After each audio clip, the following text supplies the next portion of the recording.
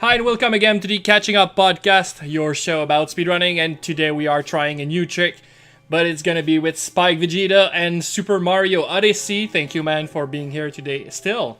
Yes, thank you so much for having me back on. I'm looking forward to... I love this sort of stuff. I actually do. I love just teaching people speed runs and speedrun tricks, so I'm really excited to see you get to do this. So... Alright, can we get a little bit of an introduction on what I'm going to do? Yes! Okay, guys, so yeah, this is Super Mario Odyssey, new Nintendo 3D Mario platformer here, and where Sand is right now is the moon. This is the final kingdom on the main story of the game. So to the left of him right there, that's a cave in there. That is the moon cave. Quiet Well checkpoint right there. And that cave takes a while to do. Even in a speed run, it would take us like 4 minutes to go through the whole thing. So casually, that's a good 20-minute dungeon that you're going to end up going into. We're going to skip all of that. This is the biggest skip in the game. Instead, so if you point your camera up, if you look up that way, then we're going to get to the top of that structure. Well, we can't do that just with, bye. Up there, we can warp back there, that's fine. We have to get a big jump there. Thankfully, Sand, if you want to just jump up and down real quick, you have boosted moon physics. You see Mario kind of jumps through the air and kind of lingers there. I want you to, real quick for me, do a ground pound and then jump out of it. Yep. Pound jump. Yeah, little ground pound jump technique. We're going to be using that here. Because as you can see, you go much higher when you do a ground pound jump. Something kind of equal like a triple jump. If you come over to the side here, oh, look, there's this little Sphinx right here. And he's normally someone you can talk to him and ask him, oh, okay, he'll give you a little quiz. If you actually talk to him right now, he'll give you a quiz. But I'm pretty sure he's just going to tell you, we don't have time for this. You need to go save the princess. So this trick will not work if you have already moved him. Once you answer all his questions, he moves to the right side. So instead, I'm going to have Sand go ahead and get on top of his head for me. Yep. Okay. So now what I want you to do is if you press in the right stick, you go into first person mode. Yep. I want you to, start to aim up. And kind of, Okay, so if you look over there, it's a little hard to tell, but can you, I'm going to ask you, and genuinely tell me, obviously I'm actually teaching you, can you see that little L I look at it as on the wall? Actually, I can, but the reason I can is mostly because, and I've been doing most of the stuff you've been talking about a little second before you told it. It's because you've sent me 2 videos that I had to watch just to get myself into the trick, just to understand what was going to happen. So it helps a lot that during the video, somebody pointed out that red arrow, so it's really simpler. But it's kind of the middle of the screen. If you look at it, there's the left side wall and the right side wall. It's on the right side, close to the divot, the curve of the wall. But it basically, I look at it as an L. You can also look at it as an upside down T, because some people can kind of see. It's like a lighter line is the vertical line, and then a darker line going out to it from the right. And then also you can kind of see it to the left. Well, I look at that as an L. And the way I create it, and the way Monkey King Hero, who I first learned this off of, described it, is I think of that as a box. And what our goal is going to be is you are going to kick off the wall, so just get Mario to where he touches the wall inside that box, inside the L. You'll jump off of that, and then touch the opposite wall right there, the left side wall right there. And then once you jump off of that, you can jump up onto the cliff that's on the right side of the wall. So you go kick off the right, kick off the left, land up on the top right. And that will completely skip the dungeon. And from what I've understood, it's because you cannot just wall jump everywhere. Most of the place, like, you couldn't just get the animation where Mario would slide slowly. He would just be falling down, and if you're not like grinding on the wall, you cannot wall jump. And by getting into the box, you get the okay height so that you can go higher than what it's supposed to be. Is that it? Something like this? Yeah, there's just basically a lot of texture on that left wall that does not work.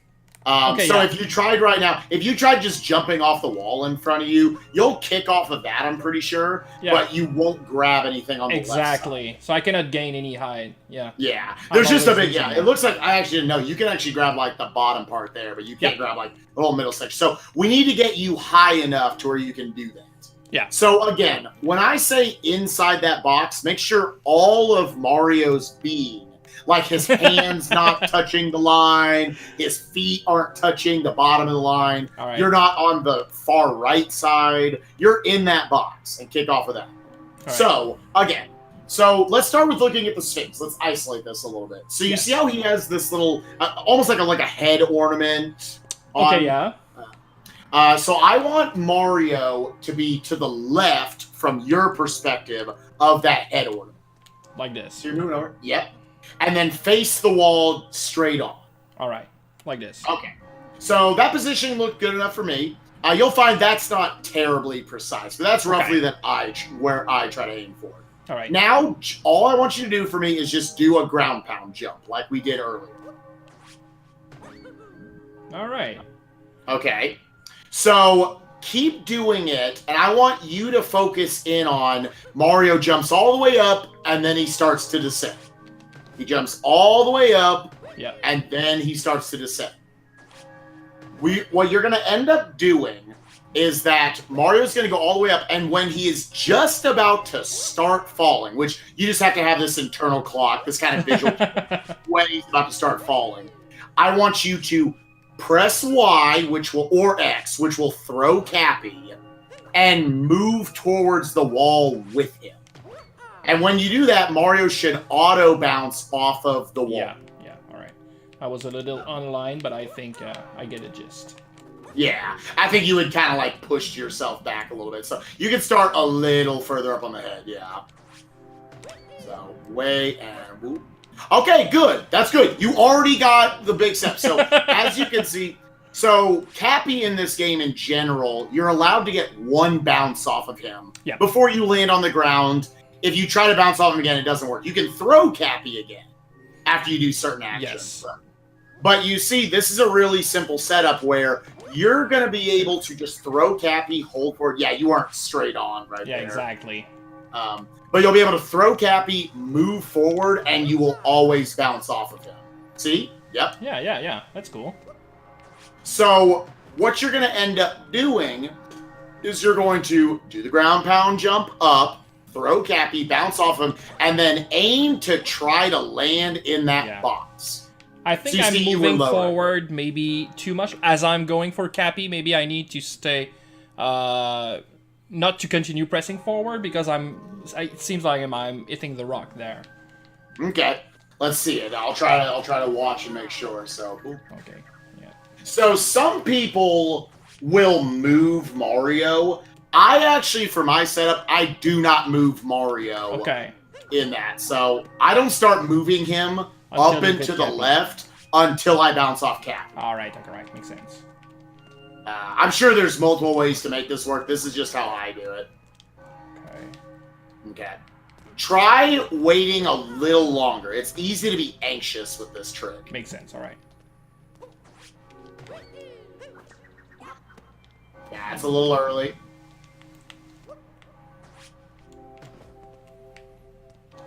Yeah, I like that. The position looks solid. Little early. What do you mean by early, though? When I say early, I mean you already threw Cappy and killed off your height. Again, go back to don't use Cappy right now. Just ground pound jump. Yeah.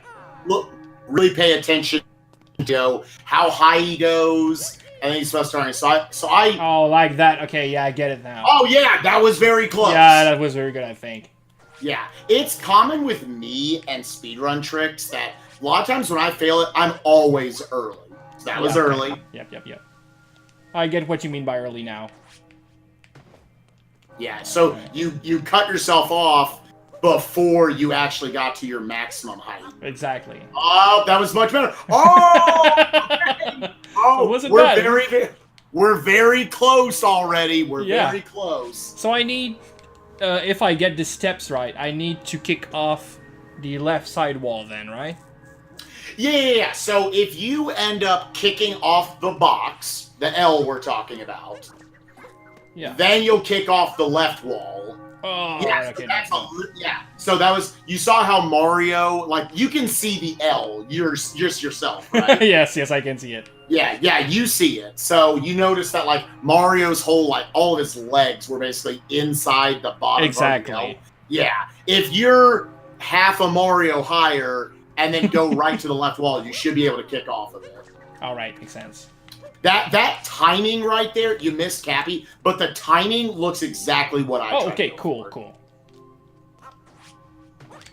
Oh, that seems good. Yeah. Oh, okay. No. Yeah. You were a little right.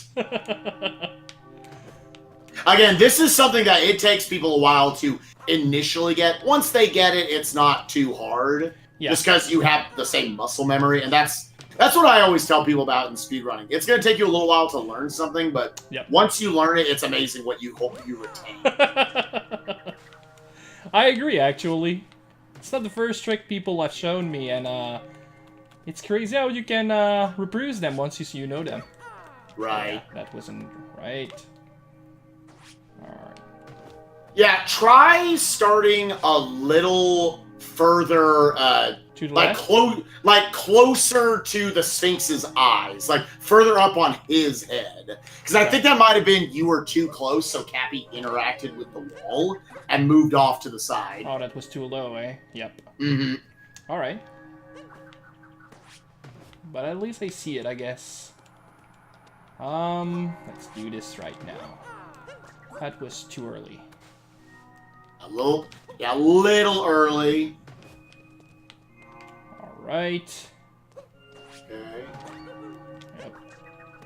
It's already pressing left, so that's not good. Yeah, this is why I don't press left. I wait until I see Mario bounce off a Cappy before I start holding up and to the left. I can see why, because there's a very big chance that Cappy will just bounce off the wall and go... Oh, that seems good. Oh, but that's not. Was I going too much to the left side? Actually, not 100% sure. All right. Let me. We'll try then. Yeah, that was early on that, Cappy. Yeah. I know one thing I like to do. Oh, it seems better.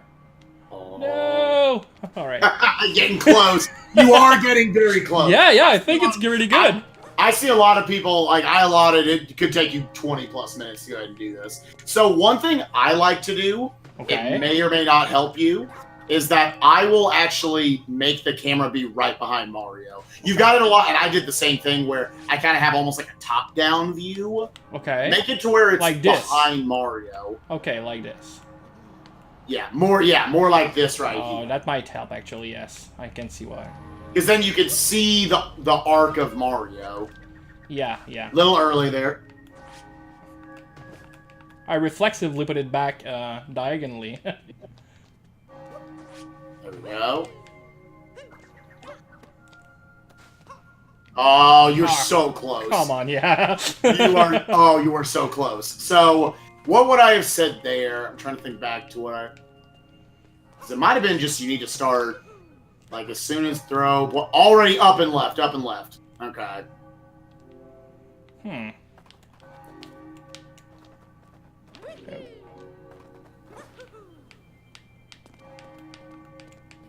But behind perspectives helps a lot.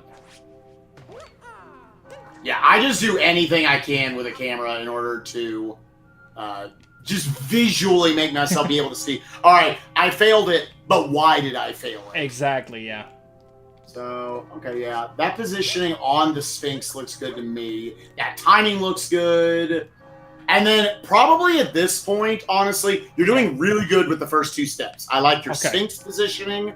I like your timing of the cat throw and the bouncing off of it. It's probably at this point just understanding, I don't want you to start moving left when you throw Cappy. Okay. But as soon as you can tell your position well, it's like, once you're bouncing, you're already now starting to move up and to the left. Okay. So you can kick that wall, so you don't lose too much height, so you can stay in that box.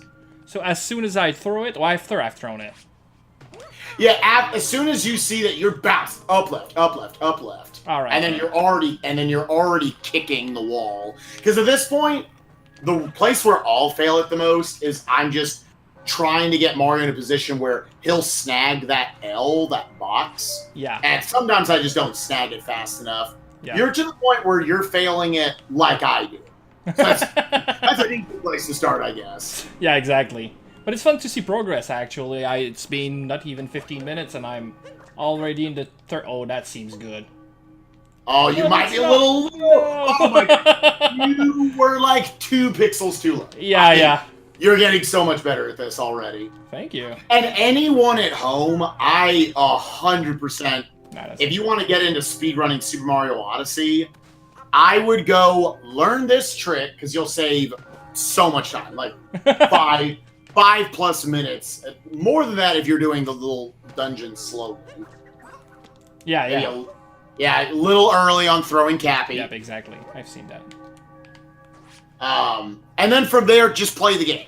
Just learn the moons, like which ones you need to get, and make up movement. It doesn't matter from there. Like, you'll be able to naturally find what movement's comfortable to you. You can learn off other people. But this is what I like about this game, is the fact that there's so many movement options, and there's not all of them is teach to you in the beginning. It's no, really it's not. fun. You just kind of go in, you just kind of figure it out. No, that seems sketchy. Oh, that seems sketchy. Okay. So, you had the right height. Okay. You did. You had the right height. You kicked off the wall. That's good, because the way you kicked off the wall too early. Yeah. Okay. See how you kind of got caught on that right side? Because again, it really is a box. It's not just anywhere to the right of that. You'll then be too far away. Exactly. So. Okay. And I was too far to the right. Yeah. No, it's too late. Maybe. Okay. Position the camera. Yeah, I think you're already up. Maybe too much. Yeah. Ooh. All right. Every time I know what it looks like, so I've seen it enough to where I'm like, oh my gosh. But again, this is good. This is good to see, like the progress. Yes. Just getting better and better, more consistently. Like, he's getting the cat bounce every single time. Oh, well, yes!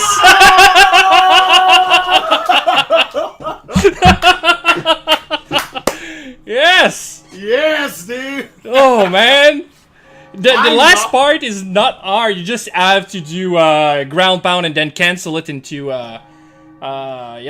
just throwing yourself over. Yeah, whatever. Yeah, a lot of times to make that just to where I'm not stressed about it, I'll throw Cappy so I know I've got my position lined up, and I'll dive to it. So just for the people at home, walk inside that little cave right now. Yeah, sure. So just so everyone knows, this right here is the end of the moon cave. Oh, so if you want to, go into first person, just look around. That is the boss fight you were supposed to go beat. Yeah. I've actually never walked back in here. This is actually fascinating. But yeah, if you go back in here, now if you want to either backflip or ground jump up to that ledge right there, then as you guys can see, and then you turn it around to the left, we got ourselves a nice little coin stack right here, and the chapel, the end of the game. Yeah. So that completely skips. Now you go and you do the rest of the game. No spoilers. No spoilers. But that's where the game ends. And you completely skip the final dungeon there. So you're ready to... Cool.